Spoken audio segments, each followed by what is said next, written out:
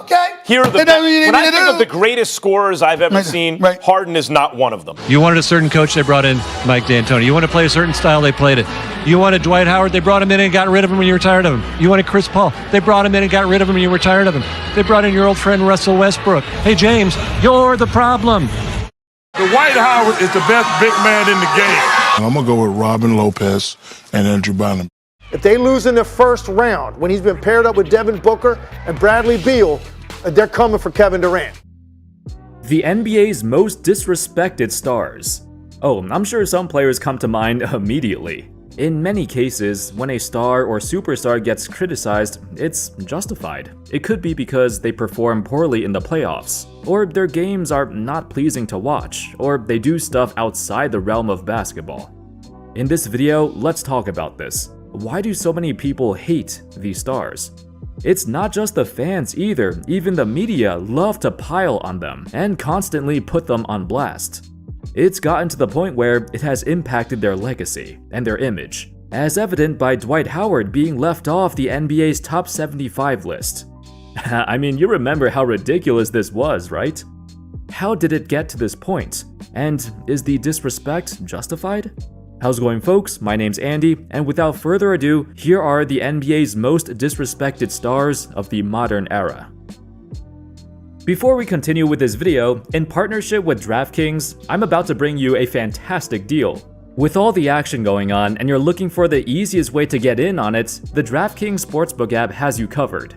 Right now, at this moment, all new customers who bet $5 on anything will get $200 in bonus bets instantly. If you're not a new customer and you're a returning customer instead, there's something for you too. You can score a no-sweat bet. Even if sports betting is not yet available in your state, don't worry. You can still join in on all the fun with DraftKings Daily Fantasy and have a shot to win cash prizes. Download the DraftKings Sportsbook app today. New customers can use my promo code ANDYHOOPS and bet just $5 on anything to get $200 in bonus bets instantly.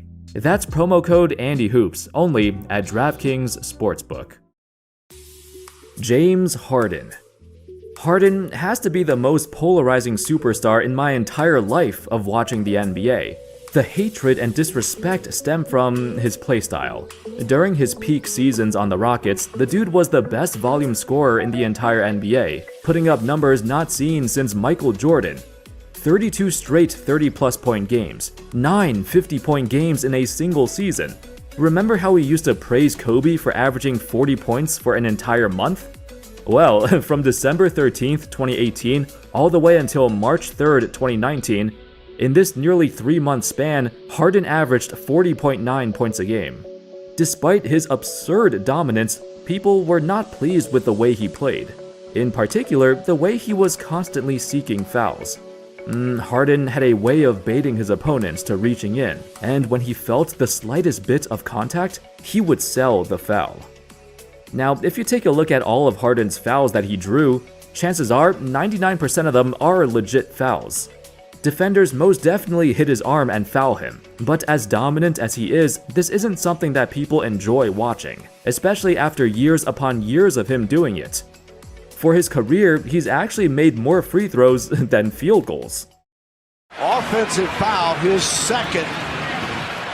That's not an offensive foul. That is not an offensive foul. Then you see other daunting stats like this. James Harden has drawn more three-point fouls than any other team since 2009, when he came into the league. This article came out in 2021. So from 2009 to 2021, the Lakers as a team drew the most three-point fouls out of any other team, with 439. That's fewer than James Harden by himself, who drew 521 three-point fouls. Now, that's just absurd. One player drawing more three-point fouls than every other entire team.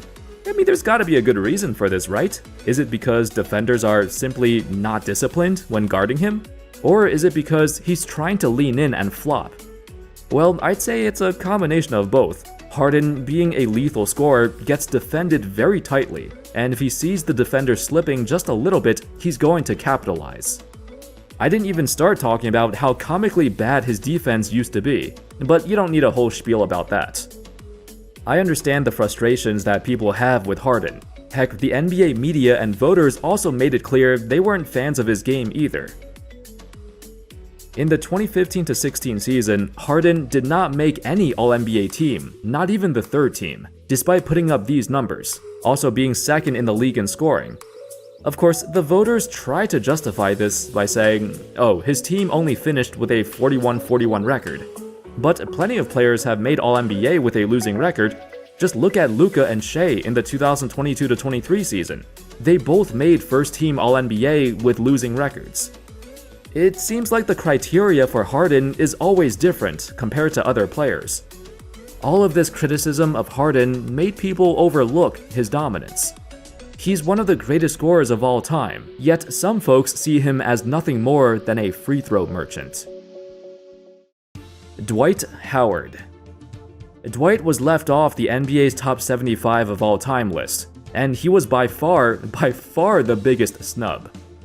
I feel like over the years, his reputation got tarnished. I know he wasn't very good in his first stint in LA, and on the Rockets, there were reports that he didn't like running pick and rolls, and demanded the ball more. Sure, you can blame him for that too, but I don't think these are the reasons why he got snubbed. I think a large part of it has to do with Shaq. For years, he's held a grudge against Dwight, probably because he stole his very generic nickname. And Shaq used his platform to really discredit Dwight's accomplishments. Shaq would always say he wasn't good enough, or he has no postgame. Heck, even when he played in Taiwan, Shaq looked up the Taiwan standings to attack Dwight for having a losing record there. Regardless, anyone who watched Dwight Howard in his prime, you know he was the most dominant center of his time. He anchored the NBA's best defense, a 3-time Defensive Player of the Year, all while being an unstoppable force in the paint. At the age of 24, he led his team to the NBA Finals, with a team built around him perfectly. Because of Dwight, the Orlando Magic have the distinction of being the only Eastern Conference team that LeBron has never beaten in the playoffs.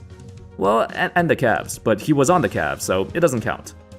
Now, there are parts of his career that should be condemned. For instance, he didn't get along with a decent number of his teammates and coaches. There were times he'd complain about not getting touches, even though when he did get the ball, he turned it over.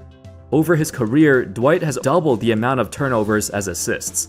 He never passed the ball much, and still got stripped very often in the paint. Then there's his free throw shooting, which has always been wildly inconsistent, and the longevity of his career got hindered due to his back problems. Still, we tend to forget how dominant his prime truly was, and sadly, he'll probably never get the credit he deserves. Draymond Green. There's a lot to dislike about Draymond. His erratic behavior, his constant screaming at the refs, which was at the very worst during his prime, and his, natural shooting motion. It's quite obvious why he attracts a lot of hate. However, everyone's hate towards his character has overshadowed his contributions on the court, especially during the Warriors' championship years.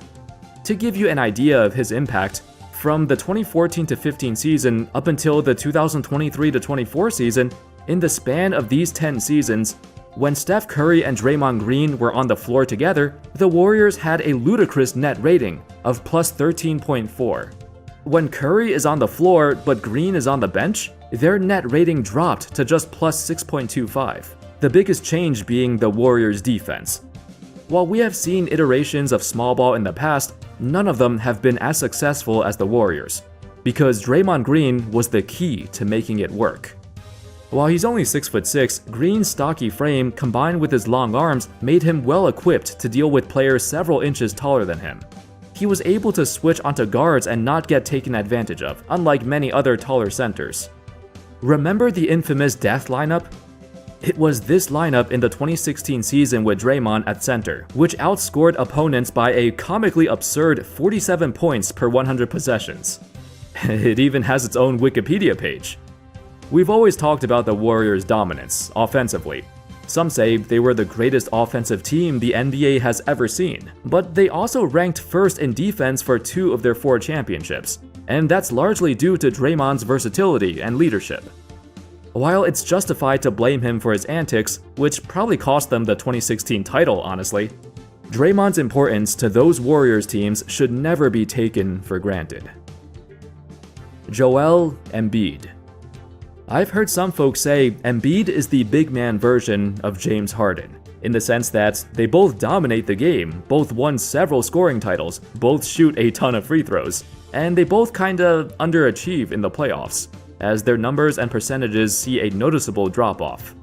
The only difference is that Embiid gets injured way more often, especially around playoff time, so his supporters give him a pass for his poor performances.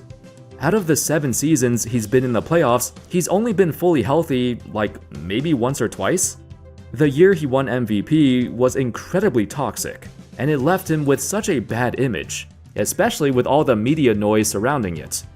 So when he failed in the playoffs right after winning MVP, his haters cherished this opportunity to pile on him. Besides all that, it's mostly the way he draws fouls that irritates people. It's eerily similar to how we think of James Harden. Imagine having both of them on the same team. But I like looking at things from a different angle. The fact that he's one of the best free throw shooters in the league at his size, that's so rare. To me, that's the impressive part of it. Despite his gargantuan size, he's exceptionally skilled in so many facets.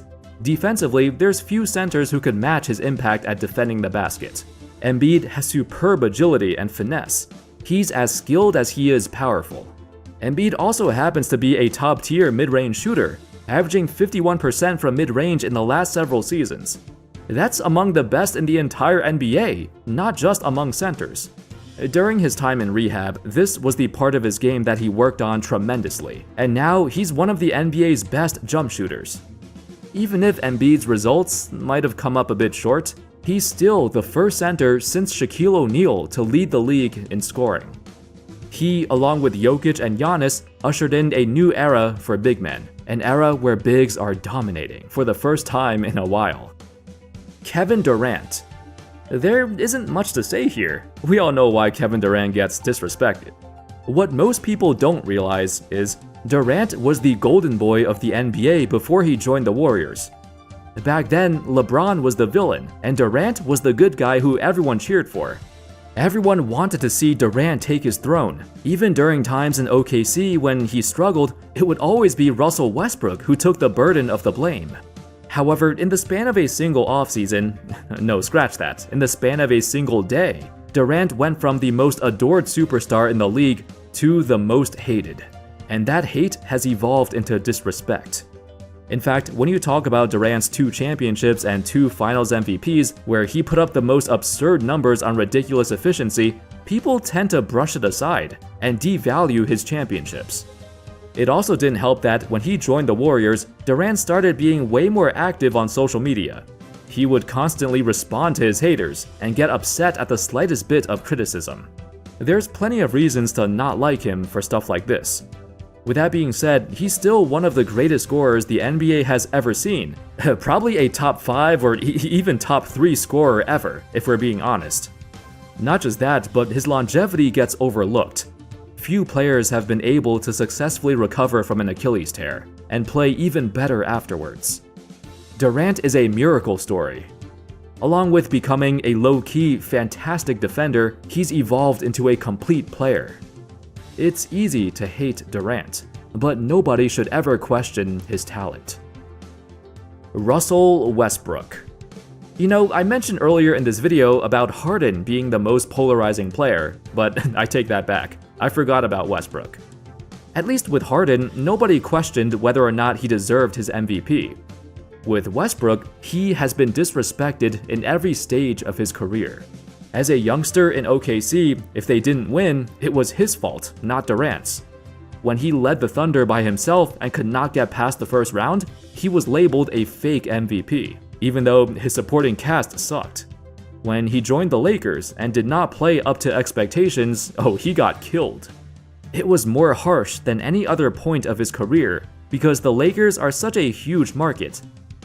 At that time, one thing all Lakers fans had in common was they were furious watching Westbrook play.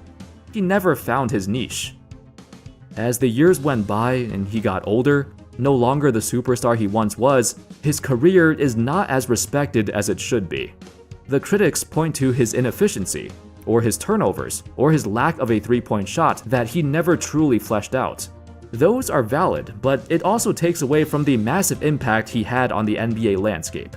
Westbrook actually broke one of the most popular advanced stats at the time, box plus minus, or BPM, basically an aggregate advanced stat based on your box score impact. It was invented by the popular website Basketball Reference, which I'm sure you've all heard of. So after Westbrook's MVP season, he recorded by far the greatest BPM of all time at plus 15.6. However, this resulted in them redoing their entire formula for this stat. And this is what they said. Westbrook's 2016-17 MVP season graded out at plus 15.6 in the original BPM. Essentially, his 10.7 rebounds and 10.4 assists broke the interaction terms between those statistics. So Westbrook's great season ended up being 20% better than any other season in the database, which just didn't pass the smell test. Then, with the new formula, Westbrook's BPM is now at plus 11.1, still in the top 20 highest of all time, but damn. He really caused Basketball Reference to change an entire metric, just because it didn't seem right. I feel like if Curry or LeBron put up a season like this that broke the stats, they wouldn't change it. But because it's Westbrook, people felt a different way about it. At the peak of his prime, he was the most captivating player to watch. The first player to break Oscar Robertson's triple-double record, a record that most folks believed was impossible to break. Nowadays, triple-doubles aren't really seen as a big deal anymore because everyone gets them. That's because Westbrook normalized it. Anyway, that's all, folks. Those were some of the NBA's most disrespected stars in the modern era. Do you think any other players should have been on this list? What are your thoughts on these players in this video? Let me know in the comments. Thank you all so much for watching, and of course, as always, I'll see you next time. Peace.